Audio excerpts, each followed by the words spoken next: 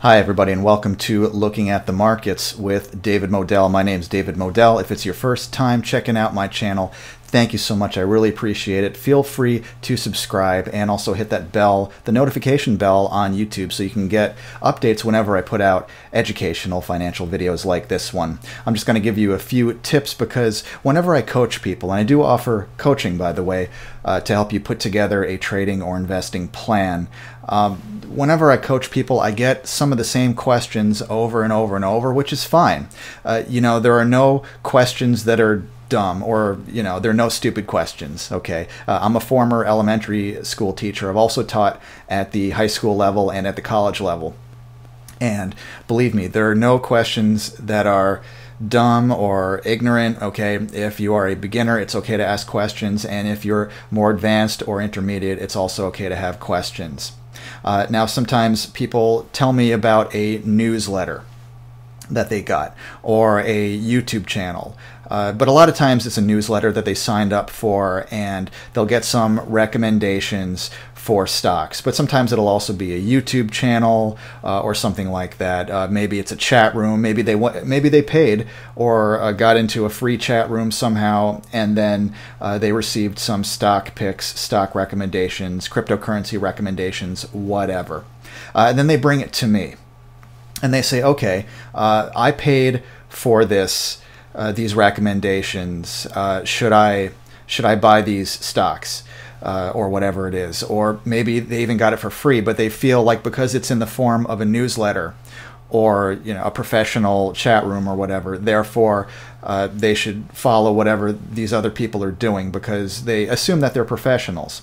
What you have to keep in mind is that if they give you a bad pick, whether it's a newsletter, even if you paid for it, if they give you a bad pick and you lose money, do you think they're going to pay you back? You think they're going to pay you your money back that you lost?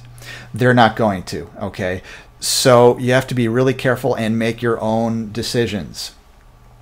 Even if the person you're speaking to has a great track record, which first of all is hard to prove, how would you know they have a great track record? They're only going to show you probably what they want to show you. Okay, it's very difficult to know exactly all of somebody's trades. Even if they show you all the trades from one account, how do you know they don't have other accounts? And how do you know how they're doing in those accounts? Or maybe they've had accounts in the past that didn't work out too well and got closed down for all you know. Okay, so what can you do with those stock picks, those stock recommendations? And this includes stock picks and recommendations that I might give you as well.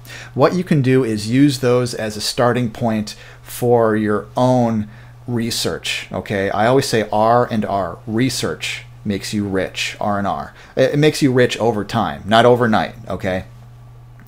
And research isn't going to make you rich necessarily if you don't apply it correctly. There's a lot more to it. You have to have a plan. You have to have a plan for if your stocks go up. You have to have a plan for if your stocks go down or sideways, whatever. And position sizing is part of it. There's a lot going on here, okay?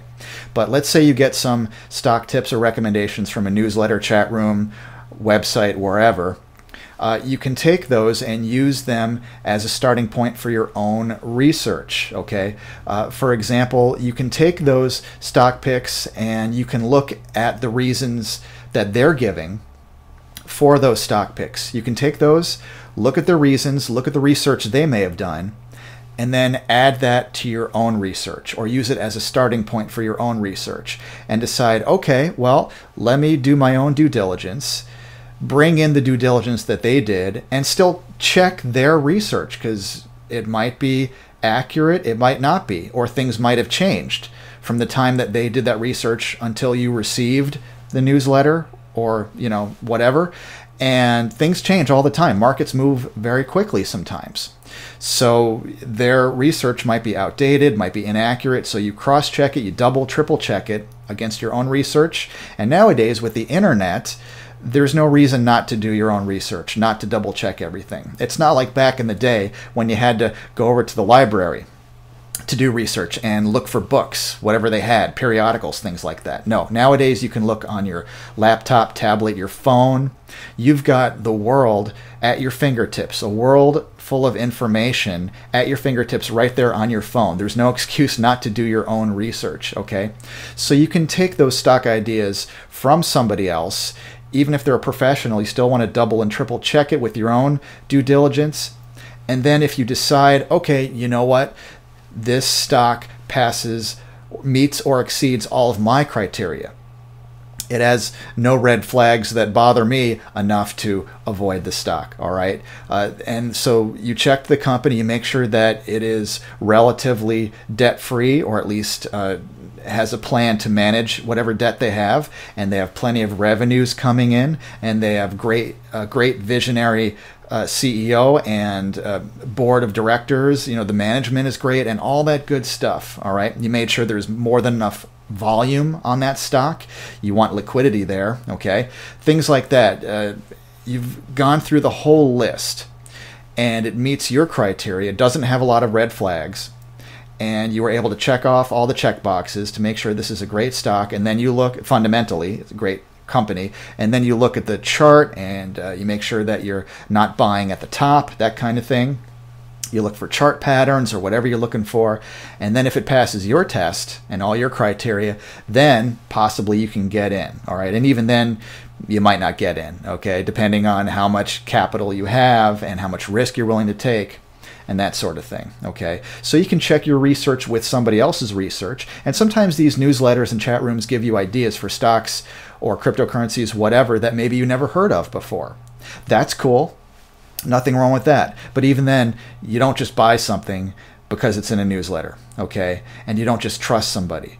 Or anybody really, and that includes me. Don't just buy something because I like it. You buy it because you love it and you believe in it and you researched the heck out of it, and you know that it's a great company at a great price. And you can be like Buffett. You can be like Warren Buffett, buying a good stock at a great price, or better yet, a great company at a great price. That's the idea. When you do that, you can sleep well at night and rest assured that since it is such a great company and you did your research on it, then even if you buy the stock at a great price and it goes down more, okay, it's a great company, you believe in it, or you have a stop loss. Okay, maybe you don't believe in the company as much, but you have a stop loss, and so you know what your max loss, at least in theory, is going to be. Stop loss orders are not perfect. Stocks can gap down below your stop loss limit order, but still, at least you can have some comfort knowing that you have a plan in place before you place the trade. All right, so that's my thought on that. My name's David Modell. If you like these videos, do you like it when I just speak from the heart and speak from off the top of my head and give you ideas like this? Let me know. Give me a thumbs up on YouTube if you like this video, if you want more of this sort of thing. If you agree or disagree, let me know what you think. And please subscribe to my channel if you haven't done it already, and hit that notification bell on YouTube, and leave your comments. And also, if you'd like some coaching, if you would like me to talk to you one-on-one just like this, I can do that. My email address is davidmodell@gmail.com. Thank you so much for watching and listening. I appreciate it. I'll talk to you again soon.